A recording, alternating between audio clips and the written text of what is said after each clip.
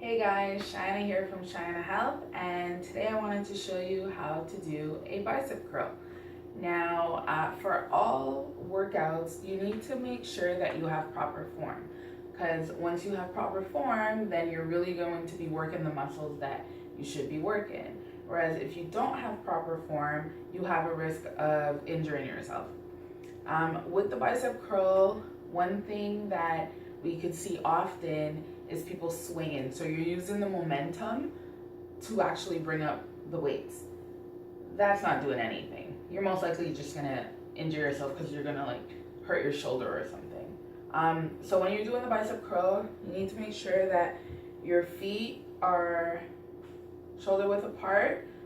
There's so many different variations to do bicep curls. You could be in a squat, you can be in a lunge. There's so many things that you can do, but for today, I'm just gonna show you a simple bicep curl.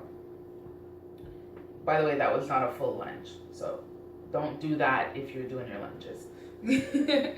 So when you're doing your bicep curl, have your feet shoulder width apart, and you're going to have the palms of your hands facing away from you. And you're gonna make sure that you have your arms close to your body. So very close to your body. And then you're gonna have your shoulders back. So you're not like this when you're doing your bicep curl. Your back isn't curved. You're keeping your shoulders back. So by the side, you would look like this. So this is how you'd be doing your bicep curl. And when you come up, your arms are close to your body. So you're gonna come up. And then you would stop when your knuckles are facing away from you. And then to go down, I would suggest stopping here so that you keep the tension in your biceps. Because if you go all the way down, then the tension isn't there anymore, so you're not working your biceps. So it's always good when you're doing a workout to keep the tension in your muscle, because then you just work even more. So now I'm going to pick up the weights and show you how to do it with the weights. So when you pick up your weights, always make sure you don't pick up with your back, just like anything else that you're going to pick up. You bend your knees to pick them up. So you bend your knees, you pick up your weights. Okay? So you stand with your feet shoulder width apart. You're going to turn the weights out so that your hands are facing away from you. You bring the arms close to your body. You keep your core in, so you keep your abs in. That's going to help you with your balance, and it's going to help protect your back as well. And then you have your shoulders back. Take a deep breath.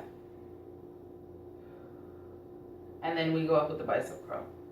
So we're not going to swing, because then when you swing, you're swinging your hips. And no, you don't want to do that. So you're going to bring the weights up, and you're going to let your biceps bring your weights up.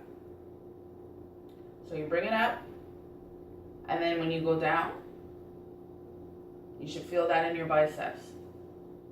So you don't go all the way down, and then you come up some more. And that's another rep. And then you go down. Now if you want, you can look at yourself to make sure that your arms are staying close to your body, and to make sure that you're not bringing your shoulders forward. You're keeping your shoulders back. So you bring the weights up, and then you bring them down.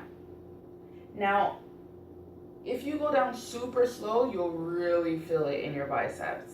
Another thing that you can do, if you want to go a little bit faster, you can do that, but you wouldn't do that with the max amount of weights that you can lift. You would do that with lighter weights. So let's say if you take a 5-pound and you want to do multiple reps because you're working on your endurance, then in that case, you will go faster. Now, these aren't 5s, so I'll put them down. Now, if you're going to be doing reps where you're working on your endurance, as I said, you take a really light weight and you'll be going faster for that one. But you always make sure that you keep your arms close to your body and that you're not releasing completely down. You're not locking your elbows either, because you don't want to lock any part of your body when you're doing a workout, and you're just going to keep going up and coming down. And that's working on your endurance. That's when you really want to do a lot of reps. So you want to make sure that you can continue doing a strength training workout longer than, let's say, 8 to 10 reps.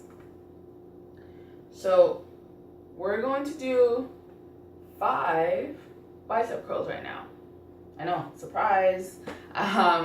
So either grab 2 water bottles, you can grab cans of food, you can grab actual weights if you have some. I wouldn't suggest grabbing your children because that'd be pretty heavy. And yeah, let's do 5 bicep curls. Go ahead. I'll give you 10 seconds to grab something.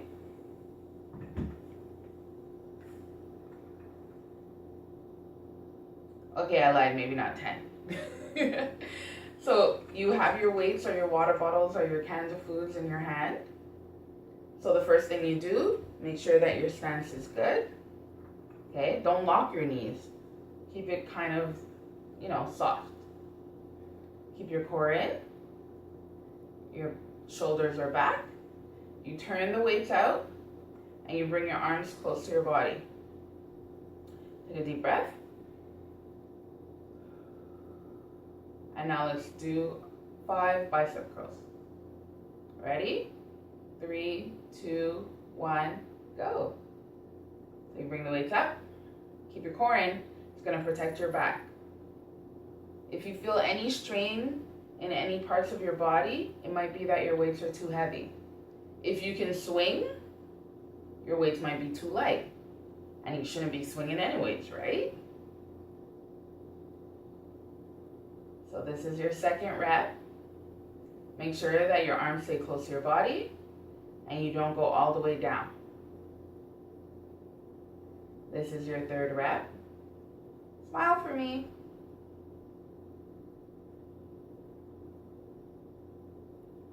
And then this is your fourth. Come on, you should be feeling this. And now this is your last rep. Make it count.